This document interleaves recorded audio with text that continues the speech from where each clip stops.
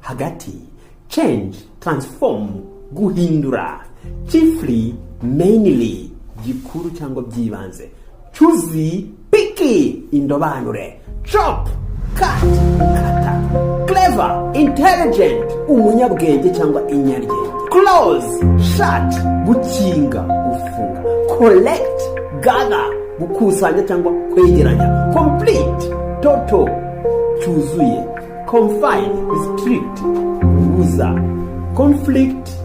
conflict, clash, amakimbirane, confuse, urujijo, mixed up, constant, fixed, gihamye, cope, manage, kuyobora cyangwa gufata ikintu neza, crook, criminal, umunyabyaha, cunning, indyarya, clever, couch, sofa, amadiva, daybreak, down, umuseke, defective, faulty, gifite ikosa, deliberate, planned, giteguye, delicate, fragile, cyoroshye, demonstrate, protest, nko kwigaragambya, kwiyerekana, desert, abandon, gusiga cyangwa kureka, destiny, aho werekeje, fate cyangwa icyo ugamije kuzageraho,